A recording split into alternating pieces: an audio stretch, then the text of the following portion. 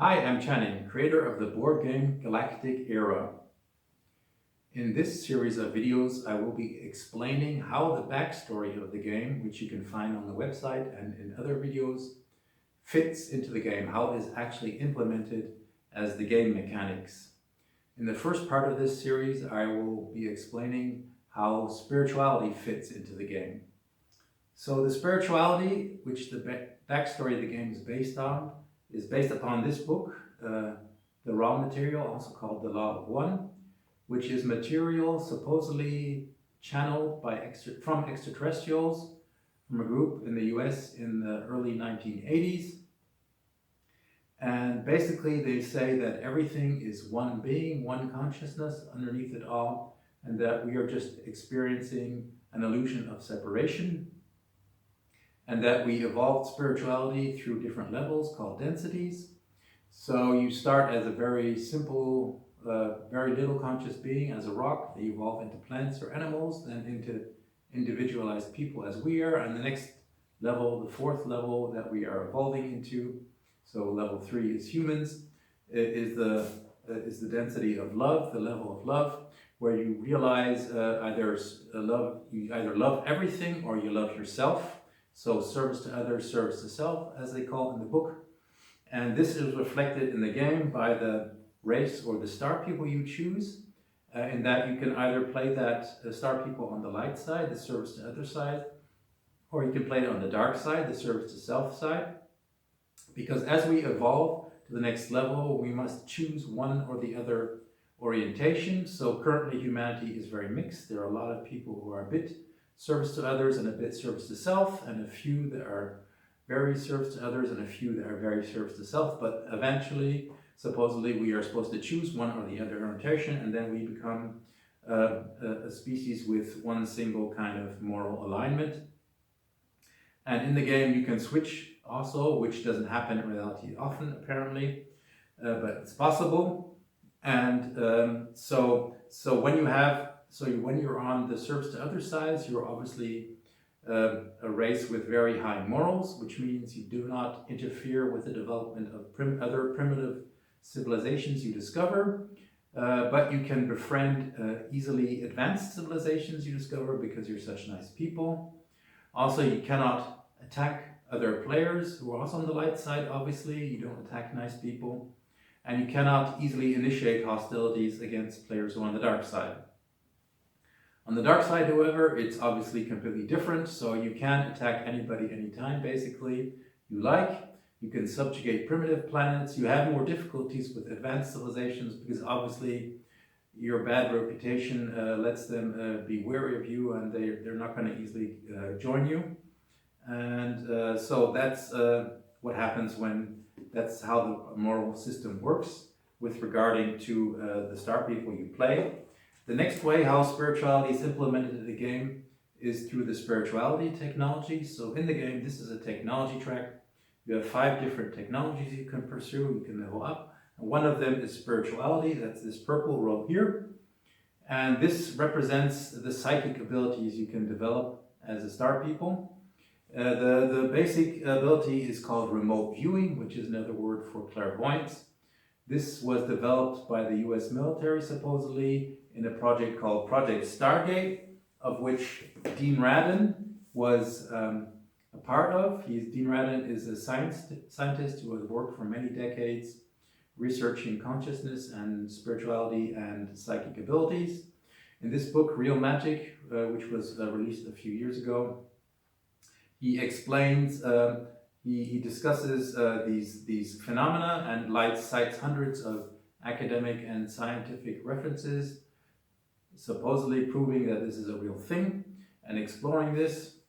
And so in the game we assume that psychic abilities are real, and you have remote viewing, which means you can review anything, anywhere, anyplace, anytime.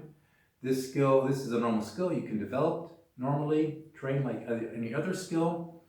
It's an intuitive based skill, so it doesn't have 100% accuracy, but it is a lot better than chance once you've developed it. And it gets better the more you train. Also at level 4 in spirituality in this game, you can trade without contact. That is basically you have telepathy, so you can communicate at no problem at a distance.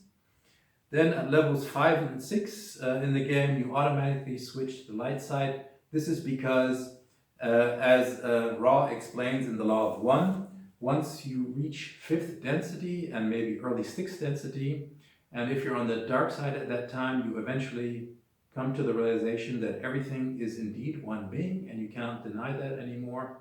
And then you change your orientation to the light side automatically. Otherwise, you would not be able to evolve spiritually any further.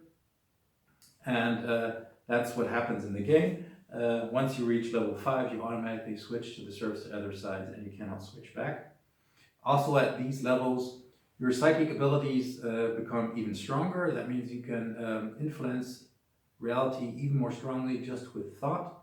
And that means here, for example, you cannot be blocked anymore. People cannot stop you doing things that you want to do. And at level 6, even you have unlimited remote views.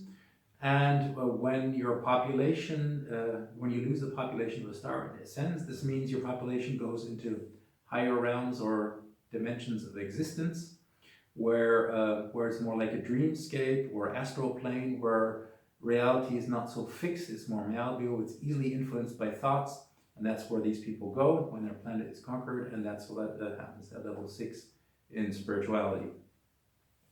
The final thing, how spirituality is implemented in the game, is through the turn track. This is the turn track. You play 8 rounds in the game, 2 rounds Arrow of Light, 4 rounds Arrow of Darkness, another 2 rounds Arrow of Light. This represents the experience cycle, the template, how you experience things on a spiritual level, also called the hero's journey or the monomyth, as explained by Joseph Campbell in his book.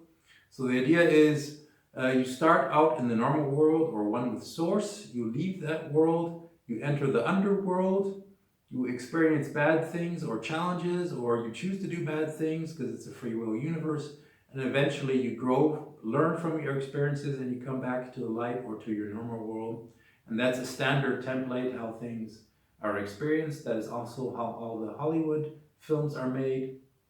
And this is also how it's represented in this game. So you start in the light, you go into the era of darkness, you experience bad things maybe, you do various things under the illusion of separation, and then you return into the light again as a better person or a more knowledgeable person. And that is a cycle that everybody repeats, sometimes on a daily basis, sometimes throughout your life on a planetary scale or on a galactical scale. And that's how that works. So that concludes my explanation for spirituality in Galactic Era. Another thing I wanted to add, if you're interested in the source material where I got all this from, this is the Law of One book. There are more of these books. I think there's a second and a third book. Then there's Real Magic by Dean Radin. He's a scientist who's been researching this phenomenon for many years. There are hundreds of academic references in the back of the book. And the book I didn't show in the video, other book I didn't show in the video was this book, The Source Field Investigations by David Wilcock.